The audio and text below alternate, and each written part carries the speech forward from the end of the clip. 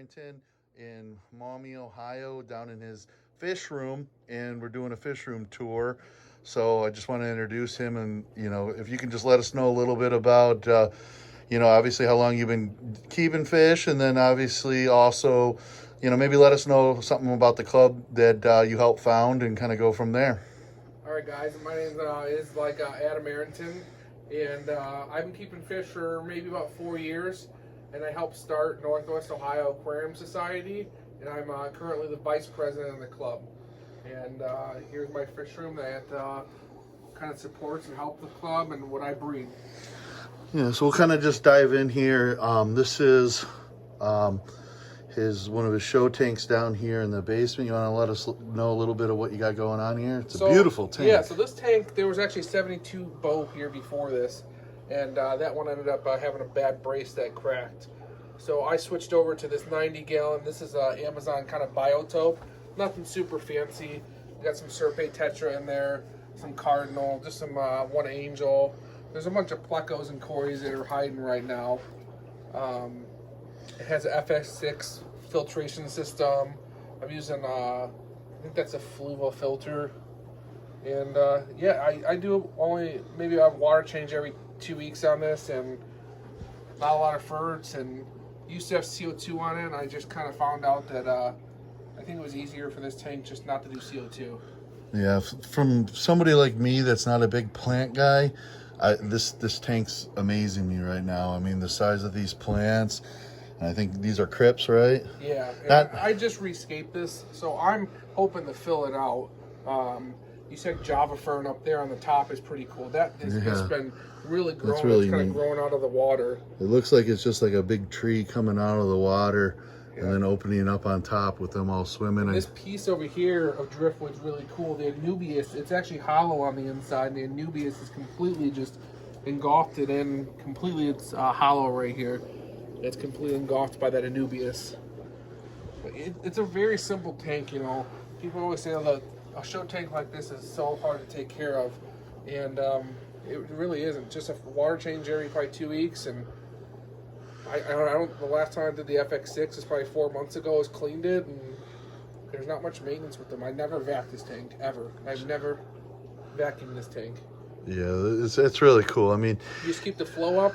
I hope FX6 is kind of overkill, but even some of these power heads over here on the right, you can see there's not really any detritus or anything on the bottom of the sand.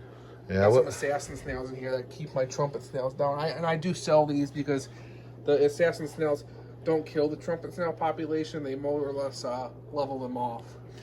Yeah, I think what I like most about this tank is just the undertone. It really does look like a natural habitat, with it being just a little bit lower of a light with these Serpae Tetras and what are those the Cardinal or Neon? So I have Cardinals in there, and there's probably a few Neons in there.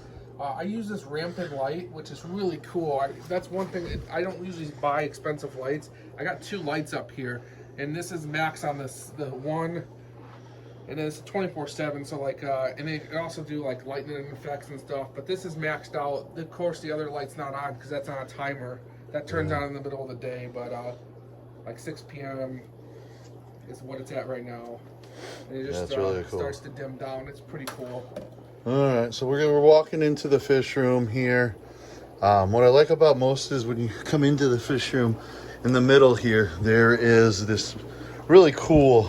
Let me back out a little bit here now that we're in here.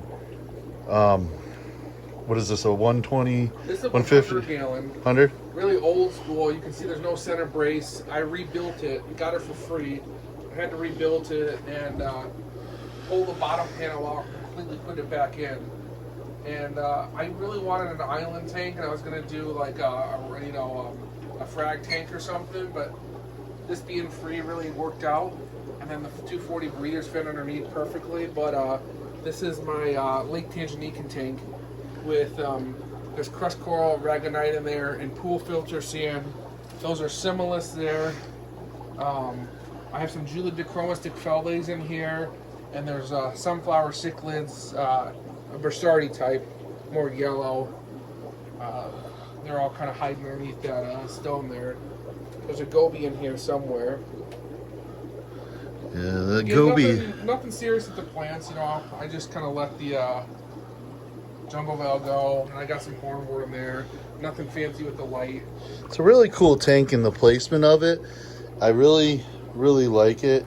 I know one YouTuber that has a tank like this is what, Primetime Aquatics. Yeah, He's got one. That's where I got the idea. And I've always thought it was a cool idea, just because it's just kind of, you're not used to seeing something in the middle of the fish room like this. So when you do, it just it's really cool. It kind of gives you some space, but it also, I feel like it gives you kind of a travel pattern when you come into the fish room here.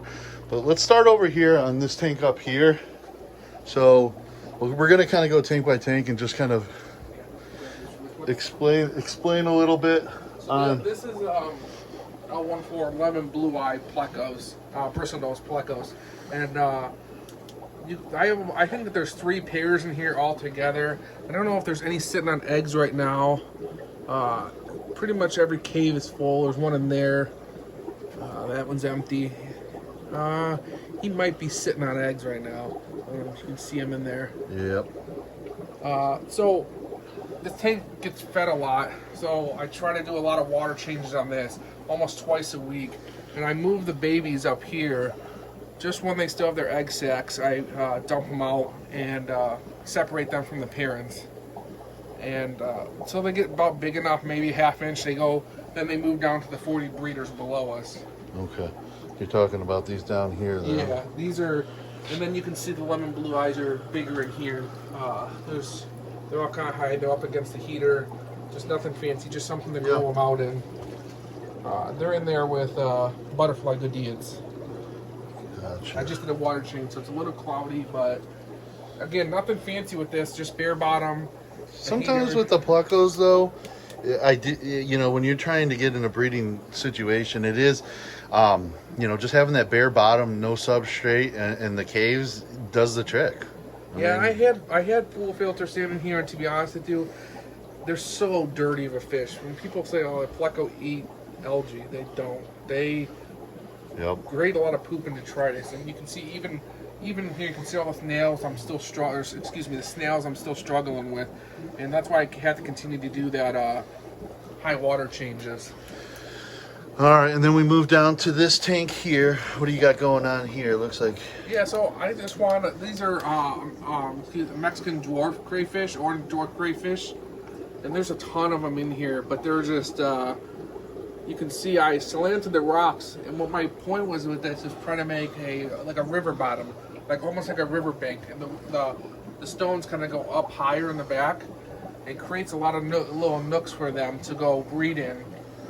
And Java moss is in there with guppy grass, and you might be able to see some babies in there, but when you put the food in there, they just all come up. And I feed it heavy, and that's why, again, the snails. I'm not used to seeing ram's horn snails that big because I have puffers, and they never make it that far along in life. I had a puffer because you can see how big some of the ram's horns are. It's just because they're getting so much food just so I can produce them. Yeah. Also, I treat them with this Shrimp XO. It's an iodine treatment. It kind of helps them, and it's mostly for shrimp, but they're about as close to the shrimp as I think anything can get. And then These are 5.5s, just nothing in them right now. They're kind of, I leave them open in case I see something at the club that is in the auction that I want or grow out.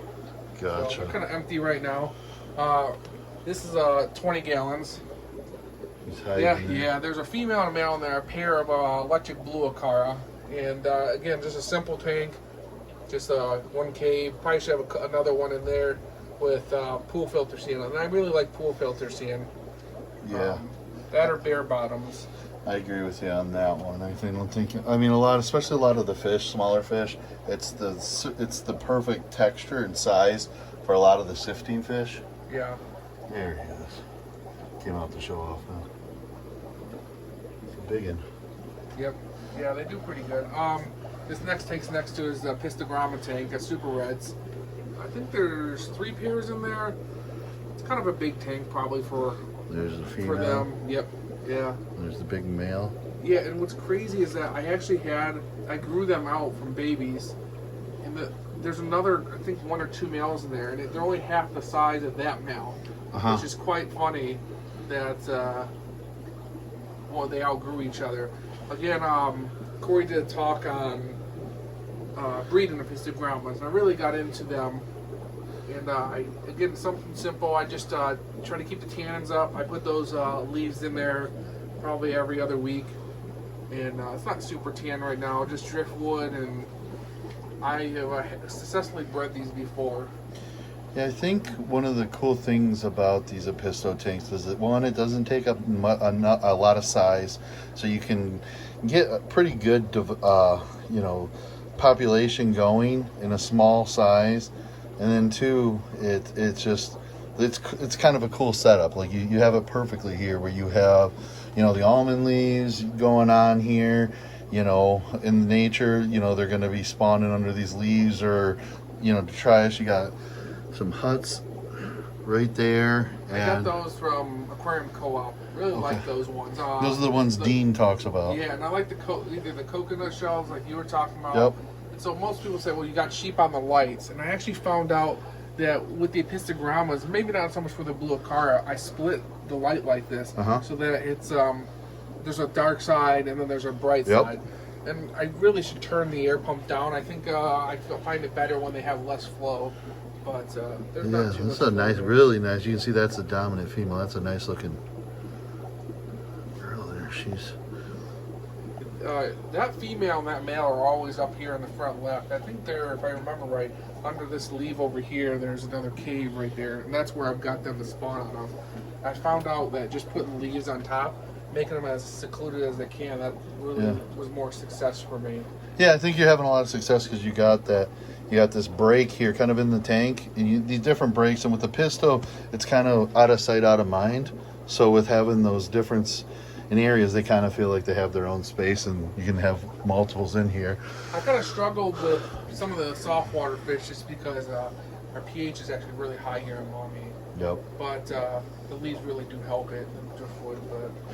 And then this is a really cool tank. What do you got going on down here? This is not a Tanganyika tank. I really love tanks. So on the right here, you can see these are shell dwellers, and they're gold ocellatus. Right there on the right, and then there's the lupi. And I really thought the lupi would stay on their own side, and they're kind of like in the shells. I don't know if they're confused about what they are. But you see that the lupi is like, oh, I'm a gold ocellatus now. And then there's Bouchardi here, and that female and that male down there in the left-hand corner, they're actually have a bunch of right over here. There's a bunch of fry. You see the fry up there on top, Corey? See them on the rock there? Yeah, you can barely see them. Yeah, they're right on. There's a bunch of them coming there out. There they are. Yeah. You see, they're right on the edge. I would say 100 there, and we're just kind and of. those are the what?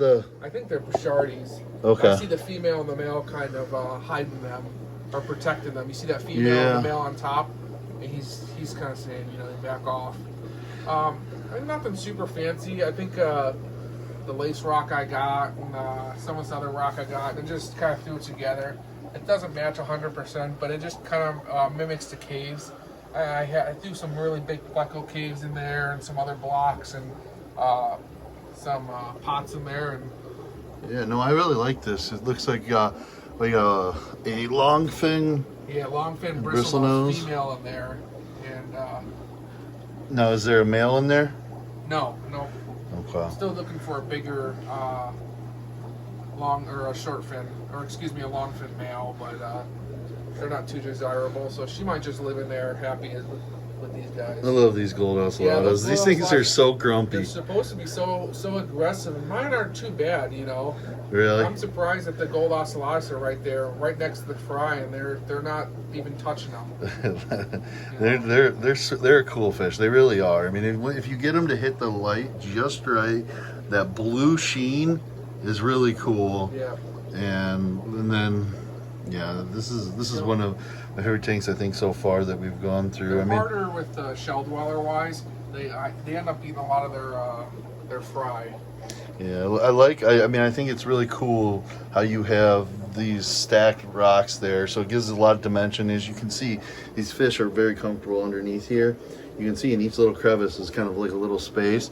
So they feel safe and they can come out here to swim. But yet then also you have, what works with this tank is you have the shellies over here. So they got their own space. And then in between here, obviously they're doing well because they're breeding. Believe it or not, I was really struggling with this lupine burchardia. Some people might laugh at that. And I was having a hard time with these gold ocellatus. They were in a 20 long. I'm like, you know what? I'm just going to put them in with this tank and split the tank up. And there was rocks over on this right-hand side. And the attitudes and personalities of all of these fish in this tank have completely changed. You couldn't come up to this tank like this and be next to it. They would all hide. And I don't know what with the gold ocellatus in there with the burchardia de lupi, it's really complimented them. And I've never been able to have them breed until I put those shellies in there. Maybe this is just a coincidence or what. Again, the substrate I'm using here is aragonite, crushed coral, and then there's pool filters here. So you really, yeah, I mean, I think you like this aragonite then to kind of keep up the pH and all that. Yeah, make it harder. And this, like, that way you're not chasing. The other tank, it's so hard. It almost looks like saltwater tank because there's so much hard water stains up on top of the tanks. Yeah. But I think it helps out quite a bit. No, that is definitely a cool tank. And then as we move up here, I see we got here, what do we have going on? This is one of my breeding pairs of angelfish. Let's see if we can get this guy on the angle. That's the male there, and then the female. It's a beautiful female. And they were actually breeding that show tank that we first saw. Okay. They were kind of bullying up on that other female. And I'm like, you know what, I'm going to pull them out and put them in their own breeding setup. They haven't bred in here yet successfully, but we'll see. I grew those from babies. You can see the male. Yeah, now you can see him. And moving over here, looks like the good timing here. Yeah, this is a pair I got actually from Corey. They just laid those eggs today. That female is the smaller one. And then the male is that prettier looking koi. The female seems to be really productive. The male, I don't know if he's fertilizing 100% of the time. I don't know. He's kind of lazy. Yeah. So we'll see. I mean, I'm growing out more pair, but those are just laid. Pretty cool. Now he's deciding he's going to guard it. Yeah. As I back away. He's kind of a lazy dad, if I had to guess. And then down here. These are some more koi angelfish that I'm growing out. Really I had a lot cool more fish looking. in here, but we just had our club swap and sold a lot of cories out of here. This is filled with a bunch of hyphen and green cories that I bred in here. I think there's some back here, right? These actually paired up and bred. I did have a 20-gallon for them, and I wish I could have figured out the pair. You see the cories in there? Yeah. Yeah, they stick and they hide quite often. I find the cories, they find an area in the tank that they like, and then they just kind of group up and... The highlights probably they don't really care for. I mean, if you're feeding them, they'll come out. My hope is just to grow these out and see what I get. These are some really cool angelfish that I got from Pleco, and they almost look like a pearl skin. Yeah. Like this one over here. Look at the light hitting that guy. They have really cool pearl skin. Yeah, those are. Just the way the light's hitting them, you can see it right here. I'm trying to get this guy in the light. Again, I try to keep a lot of my tanks open just in case I wanted to bring something in here, more cories or something. And what size tank? This is a 75? That's a 75 and this 90. This is a 90 over here. And then it looks like, are these offspring of them down there? So I got those from Stones at the club and bought them I think a month ago. Just kind of growing them out. Nothing really going on too much in the tank. I'll probably put a lot of plants in this for the club, and then tiger barbs, which sounds like a weird kind of thing to have together, but they don't really pick on each other. Yeah, I like tiger barbs. I think tiger barbs are one of those, I think a lot of the fish that you see at just like the general fish stores, when you start getting into the hobby, you're like, those are too common. But sometimes going back to some of the basics is you enjoy them. That's what got you into the hobby. Yep. And these are one of the first fish I ever kept, and they're cool. You throw a little chunk of shrimp in there and watch them act like little sharks. They almost like move completely different than a lot of the other fish that you see. Yep. I know they're a barb, so kind of a grow out tank. just see what we're gonna do with those pairs and just grow out those angelfish. And then as we slide on over here, So this is a green dragon longfin bristlenose, and they're bet you more don't have trouble getting expensive. rid of those. No, they're very hard to find. There's I think 6 of them in here altogether. I'm just trying to grow them out and hopefully get a pair out of them. There's some right over here. There's 2 of them. There you go. Let's see if I can get it. Oh, there you go. Yeah. And how old are these guys? These guys are probably... I got them 624. I put the dates up here. Is when I got them, and they were pretty small then. I actually kind of struggle with them growing out. I figured they grow quicker, but I guess that's Plecos for you. Yeah, Plecos, they do not go quick. When I start breeding those, I'm going to be really excited about those because they're really desirable. I would really love to bring those into the club. And then down here, I see you got a couple Plecos here in the... Yeah, those are... I think someone wanted them, so I'm just kind of putting them in there as a holding tank, so I don't have to go digging for them. Okay. I believe this is an Ornstein Pleco, and that guy I think is an Ornstein Pleco. He doesn't look the greatest, but I don't know. But this tank is a my albino bristlenose breeding tank. I also have yellow fire shrimp in here. You can see them all up here. Yeah, cool. It's kind of weird that they're kicking out some of the eggs, and I probably should have another male in here. There's probably too many females. Yeah, see those There's like 3 eggs females. right there. That looks like one of the shrimp, but it's actually a few eggs that they kicked out. He's, if you look in there, he's actually sitting on a bunch of eggs. Yep. So this is a question for you, Corey. Is it possible? Have you ever seen 2 females drop eggs in the same cave? You know what? That's a good question. I mean, I'm sure it's feasible. That was the only reason I could think of why there's eggs kicked out like that. And I've seen them kick them out before in the lemon blue-eyed, but there is a ton of eggs in there.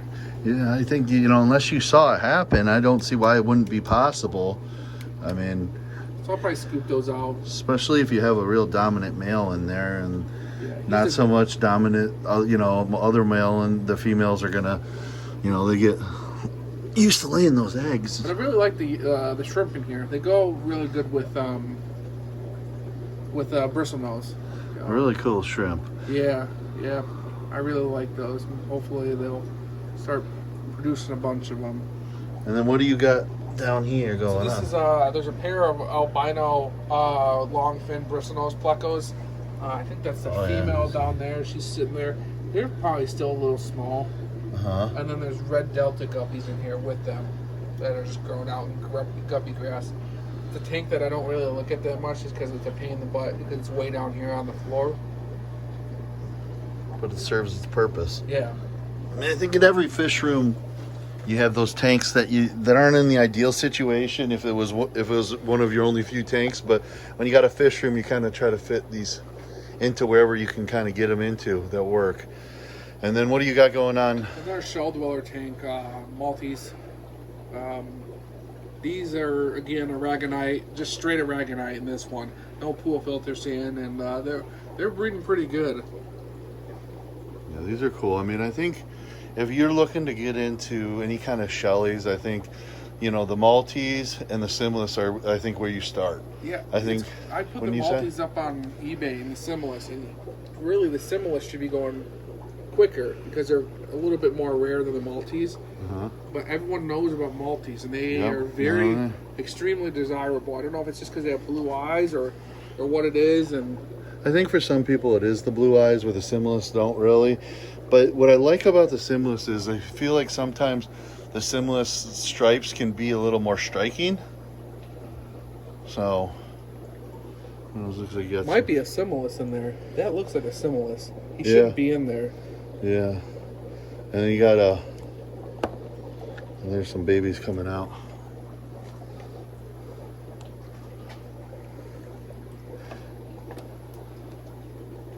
Let's take a look here. And then down here, looks like... So this is super red breeding Plecos that I've been buying from you. I had a pair, I think I got from Josh, that weren't doing weren't breeding super well for me, so I think I got 2 pairs from you. Just trying to grow those out to start breeding again. Yeah. They haven't been super successful. I don't know why. None of the I haven't. He might have one pinned up in there. Can't tell. Maybe not. Yeah. But just trying to grow those out. There's black cocoa shrimp in there. They're really hard to see. They're usually just buried in deep there. For coming from somebody that doesn't do a lot of plants, it looks like, you know, you got a lot of plants in all these tanks and stuff. I mean, what do you use to kind of keep these plants healthy looking like this? Because it seems like whenever I try to get plants in my tank, they I guess what you'd call melt or whatever, and they kind of just turn into, I mean, are you fertilizing these at all or nothing? No, no nothing? No nothing in here. And Man, I just tried suck. growing more plants in here and tried, you know, taking them and selling them, but I just like to simplify it and just do Java moss and guppy grass, and it works out really well. It's just, I'm not trying to grow plants in here, but I think it helps out.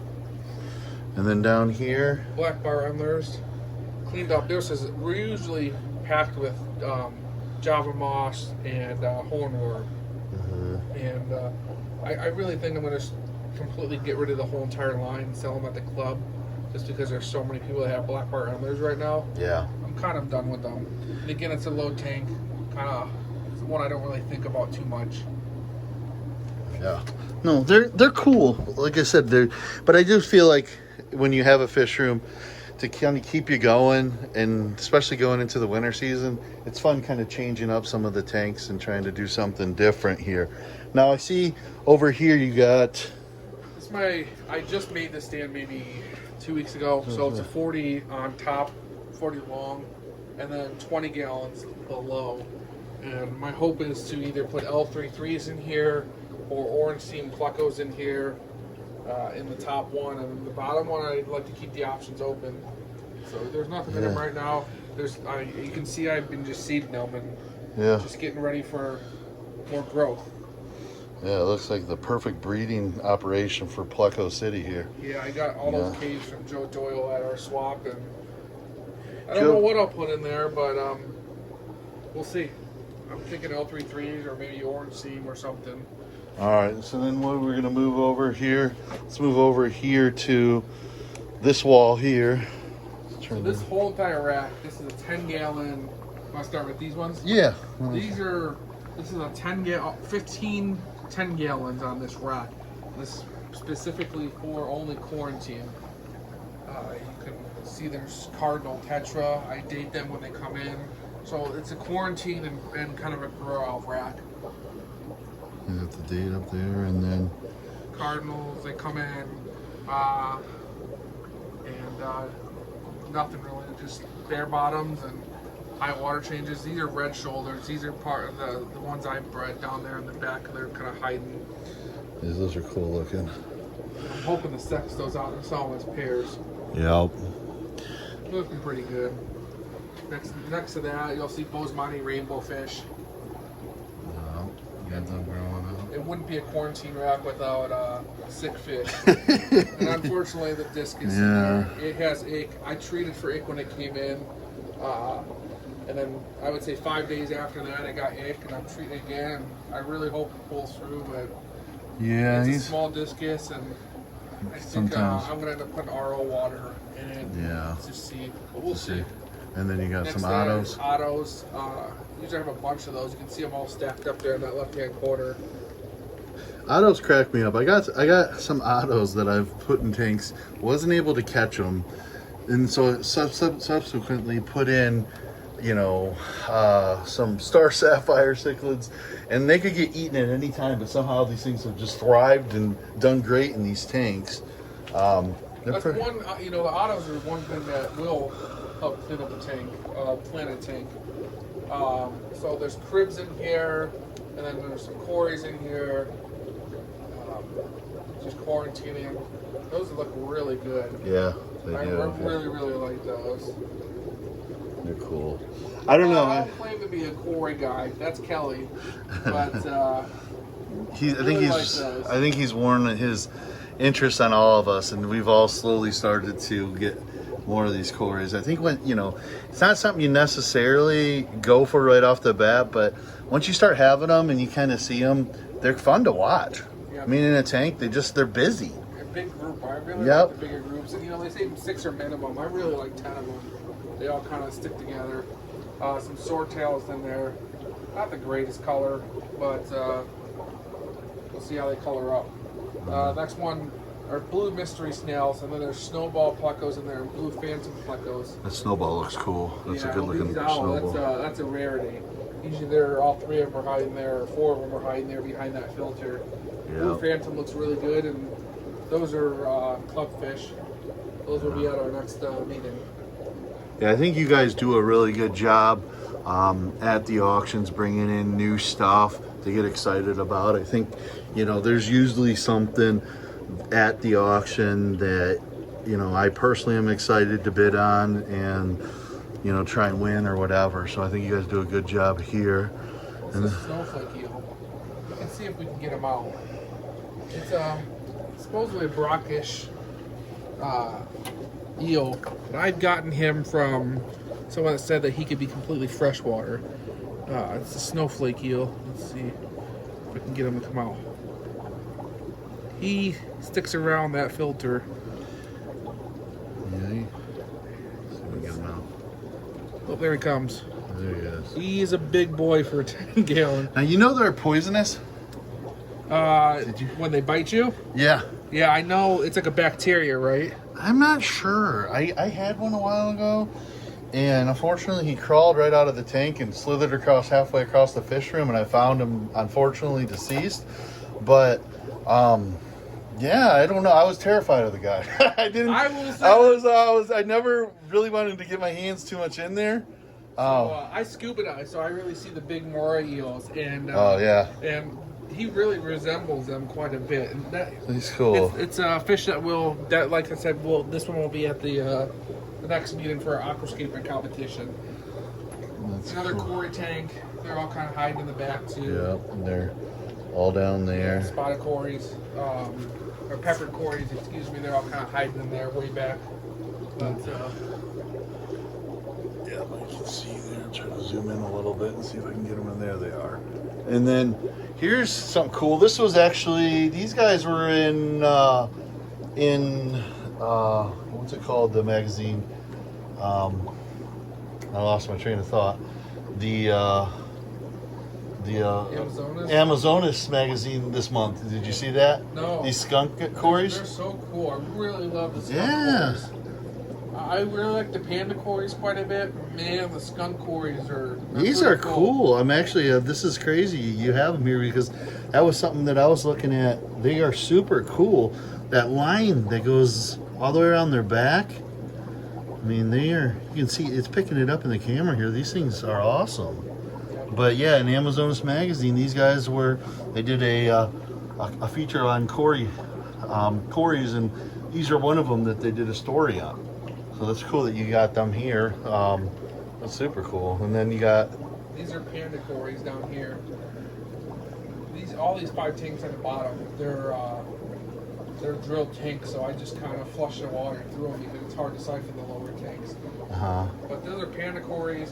Those creamsicle mollies are pretty cool. I really thought there were going to be more white in them. And they look almost like you know what? I saw those. I've never seen them in person. But yeah, you're right. You'd think they'd be like a little more of the orange and white. And that's when I was looking at the pictures of them. They were supposed to be orange and white. They're almost too much orange. I'm like, what are these, goldfish? I mean, they look kind of cool. No, they're cool. It's a cool color. It looks like maybe they're just still young. Yeah, I think they're young, and I was just trying to grow them out and see what happens with them. Then you got some more neons. Just for the club. I think neons, most tetras go really well. Tetras and Corys, community fish do really well in the club. Rasboras do pretty good in the club. Yeah, I mean, I think with any of those, you can always add a batch of those to most tanks that you have community-wise and really add some dimension to it, but also, some color. And then you have here... These are just a turquoise guppy. not my favorite line. I know I've been talking to Alex about maybe scrapping this whole line. The same with the black bar anglers and selling them all at the meetings. They're kind of black and haven't been producing super well. And there's a few of them in there that don't look super hot. A tank again, I don't look at just because it's down lower, but nothing fancy. That's a good. I would like to get a better looking line. Yeah. But I like this. I like the setup here with the guppy grass. I mean, you can only imagine how many. Yeah, and usually it's just packed with guppy grass, but I was selling a lot of that in swap. With some real small babies down there, as you can see, they're still breeding, so happy.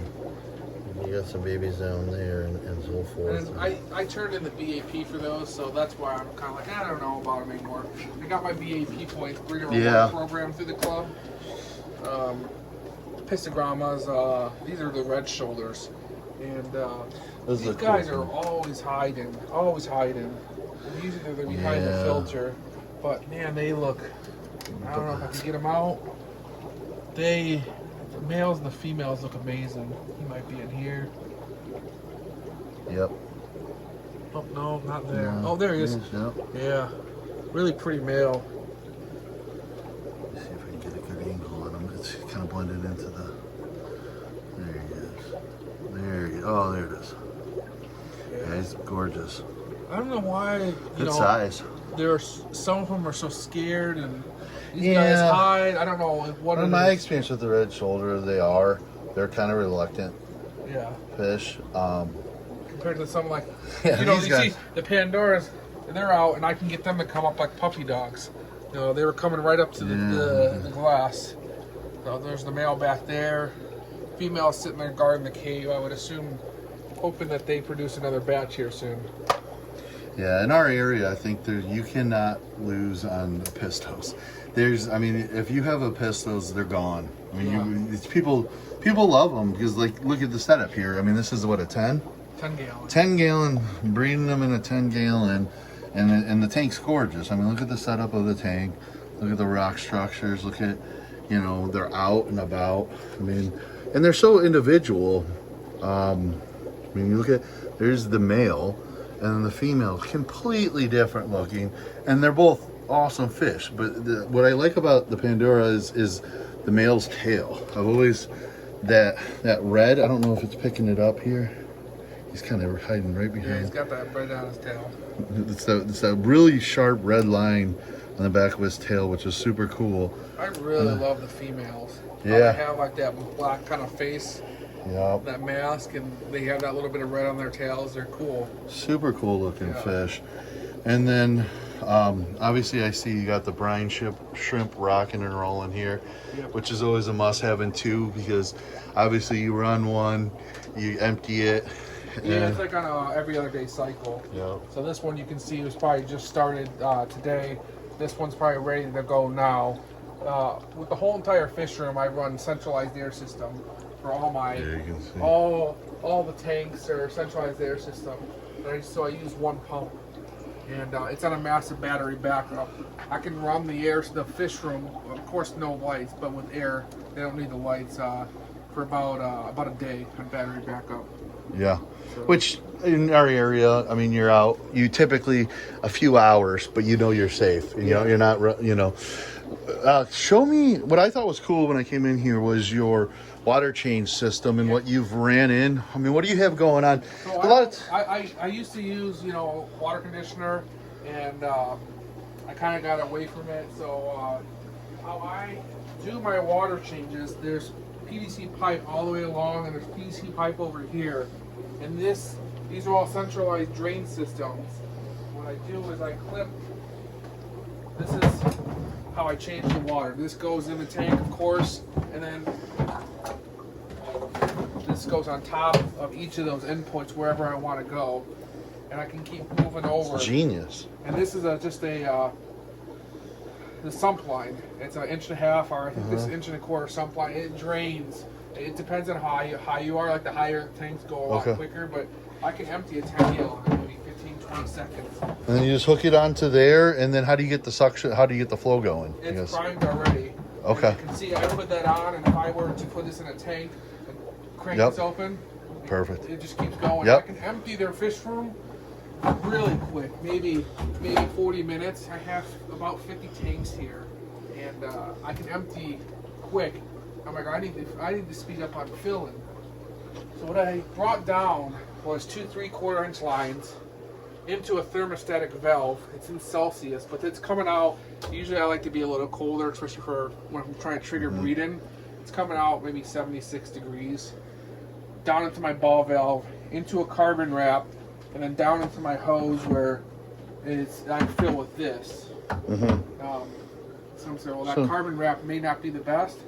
Well, this is just a backup secondary because I've had problems with chlorine in our area, and this is my main primary.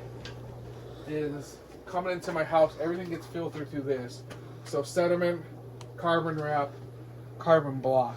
Okay. And that does the whole house. So you got that coming into the house. So these are taking care of basically everything, and so by the time it runs over into here. And that's just an insurance policy. That's just the I second. try to date it just to see how long it is, but that I really probably don't need that carbon wrap in there. Yeah. But it's an insurance policy for me. Well, I think that main Tanganyikan tank I had a chlorine spike where they were sending about 8 parts per million chlorine to our house, and it blew my carbon block. So that's why I put that in. Yeah, I think a lot of the stuff you realize after time, you figure out it's a necessity because something happened at some point. Yeah. Once you're in the, once you keep fish as long as you have, and you have a fish room where you have quite a bit of, obviously stuff going on. Trying to think if there is, I always like asking this question, out of all your tanks, and what one are you enjoying the most right now? Like, which one do you enjoy just kind of coming down and find yourself gravitating to? I really like breeding the Plecos. I kind of got to the Angelfish, but when I put this tank in, this island tank, it really completed my room. Yeah. It really brings your eye in, and I know, I'm breeding stuff in it, but it's more of a show tank in my room where it doesn't feel like just bare bottom after bare bottom. And I feel like I'm always gravitating to looking at this. Yeah, no, I would agree with you. I mean, we're coming in here, never been in this fish room. I mean, you come in, you come in here, you and all of a sudden with this tank in the center, it's just such a showpiece, and it's so cool. And the fact that you were able to not have airlines hanging down here and you ran them from underneath, I think that was a smart move, because it really does feel like this is an island on itself, which it is, but it also gives you just a movement of the fish room as you're going through here to kind of, walk around, and it pins the rest of these tanks along the wall. It gives you really a path to kind of go through and view this room. And I put that 100 in, not realizing I was going to put something underneath it. I wanted it to be open, but I ended up putting these 40 breeders under it, and they're just Pleco breeder or grow out tanks. And you can Perfect. See really big canister filters on, really big thing on the backs, and just to grow them out, feed them green beans and the other food, and just pumping them out. I think that's the biggest secret to growing out the plecos, is keeping the water clean and keeping food in there so they can continually eat. They go through so much food. And I really vary on what I put in there. I don't feed them just green beans. There's a lot of food I use every other day, or every day I switch it. You see the goby. That goby's out that we missed earlier. He is cool. Yeah, he's a cool fish. He's a cool fish. He's not having these simless right now, but... Yeah, usually the simless are kind of giving him a run for the money. Kind of beating him up. Yeah, but, he's cool. He's checking them out. Supposedly, I've heard a few videos that they can be very aggressive towards each other. Very, very aggressive. A lot more aggressive than this. He's just kind of give a little poke here and there. But really been trying to grow out these sunflower cichlids and breed those. One other question is food wise, what do you primarily feed these guys? So most of the stuff in here in your fish room. I have this cart over here, and I use a lot of flake food. I got Cunningham cichlids food here. They were a vendor for us. Neptune Aquatics. I have Neptune Aquatics here. Some more Neptune Aquatics. Ken's Fish Foods really well. I like this sinking growth food for the plecos, and the high intensity color. I use for the lemon blue eyes. I want to get that color that pop. Yep. There's a lot of other food in here. Another Cunningham cichlids, high intensity color pellet. And, I try to switch up the Plecos. You know, a lot of people think, well, those can eat green beans or they can eat algae wafers. And I was kind of struggling when I first started, was giving them mostly green beans. And they need that high protein to truly... Yeah, I found that too. I mean, the Plecos, they really, even if they're you know, you're reading their algae eater, you know, they're still gonna, that protein diet helps them develop those eggs to breed sooner, but it also, you know, it's important to get that varied diet, and they will eat it. Yeah, I didn't realize that they needed protein, and then another club member, Josh Phillips, told me, you know, he's like, they need protein, especially the female. Yep. She will kind of absorb those eggs if she's not getting that protein. Yep. So, yeah.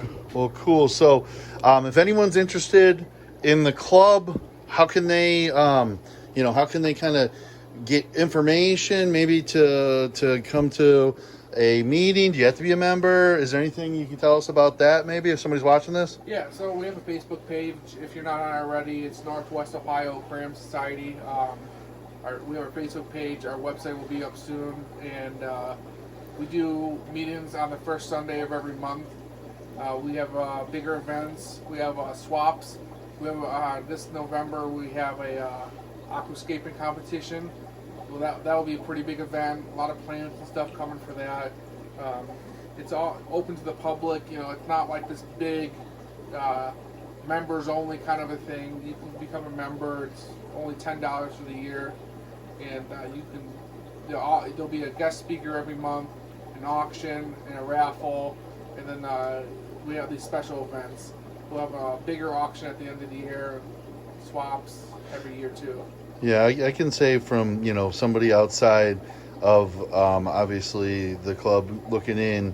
I mean, I think you guys do a great job of bringing value. I mean, if you're new to the hobby and you're just kind of getting into it, to kind of get more information, but then also to really get some really neat fish at, you know, a fraction of maybe what it would cost online or shipping or what have you.